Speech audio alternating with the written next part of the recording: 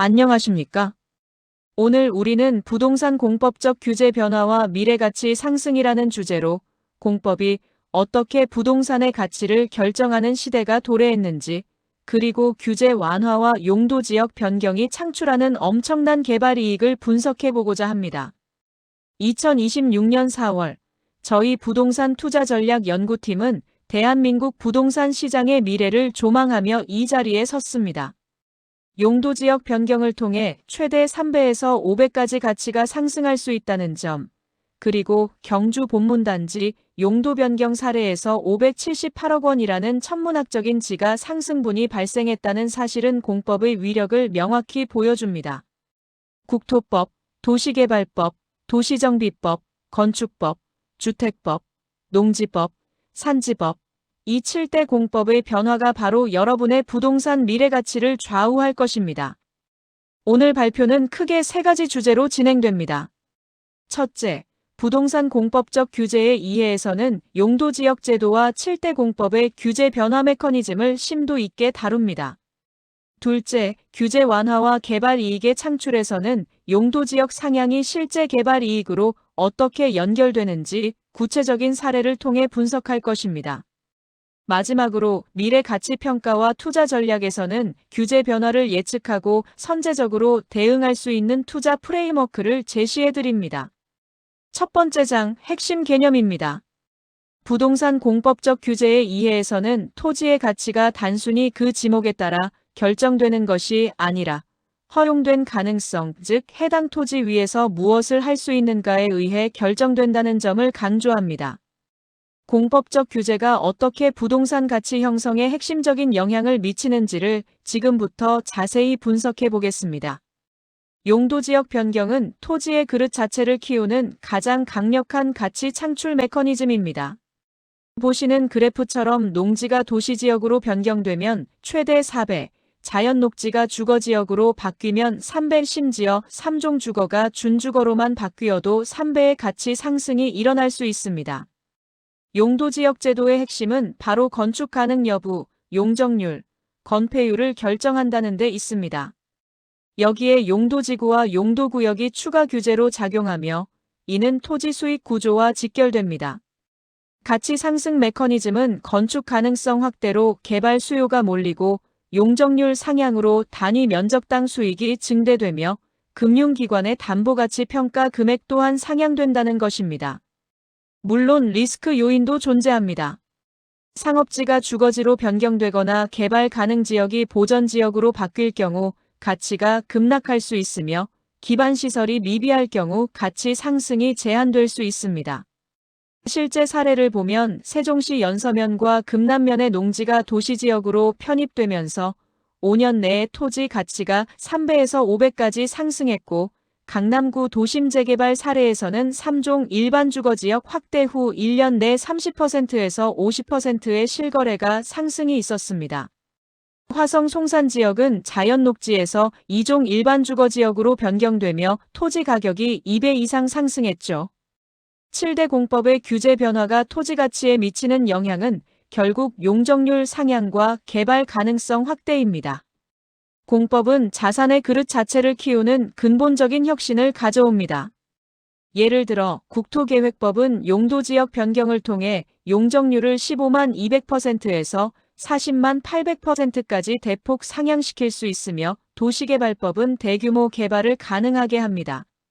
도시정비법은 재건축, 재개발을 촉진하며 실제 건축 연면적을 크게 증대시키고 주택법은 주택공급 특례지구 지정을 통해 농지보전 부담금 등을 감면하여 개발 원가를 낮춥니다.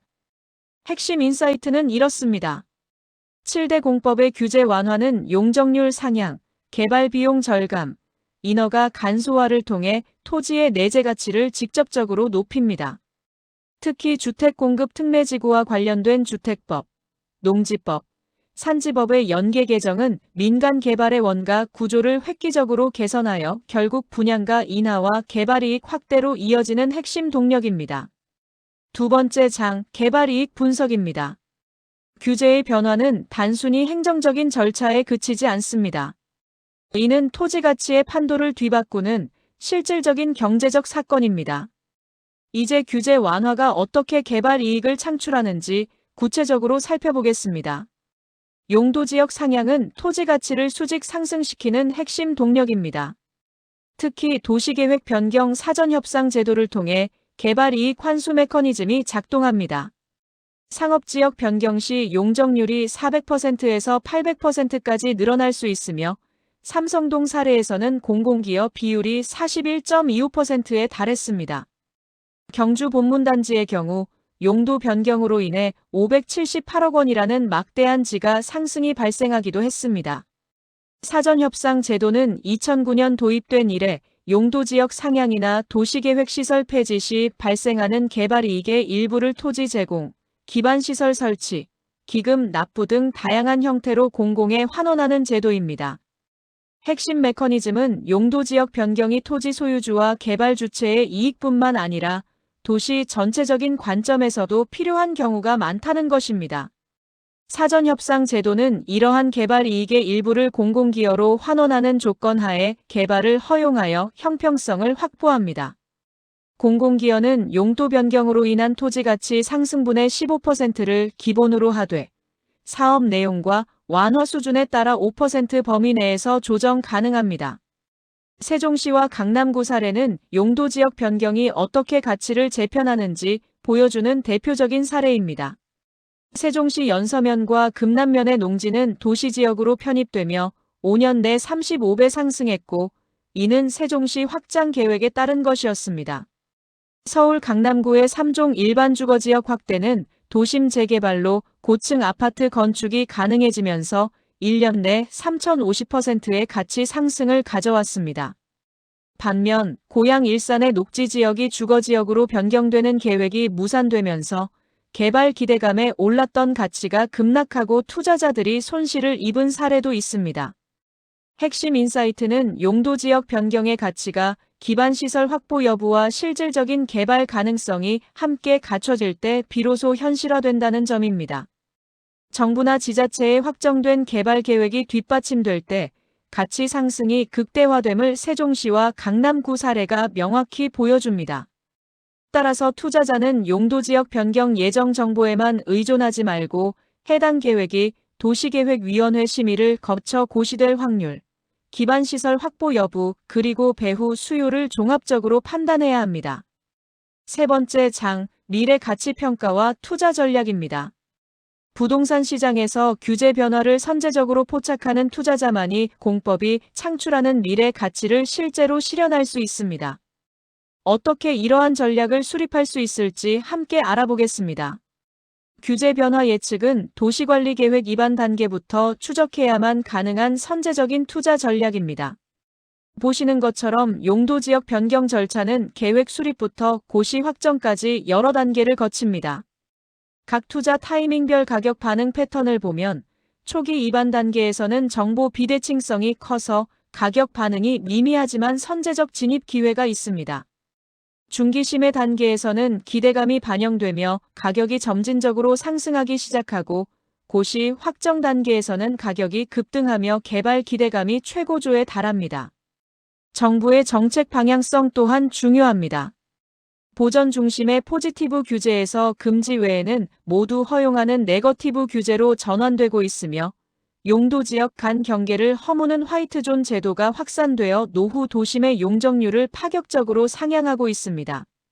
용산역 후면, 홍대 AK플라자, 삼성동 GBC 등 이미 사전 협상을 완료하고 개발이 진행 중인 주요 사업들도 이러한 변화의 흐름을 보여주는 사례입니다.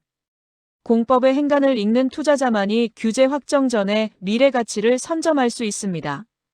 이제 부동산 투자 패러다임은 단순히 좋은 입지를 사서 기다리기에서 공법적 지위를 분석한 후 선제적으로 진입하는 방식으로 전환되고 있습니다.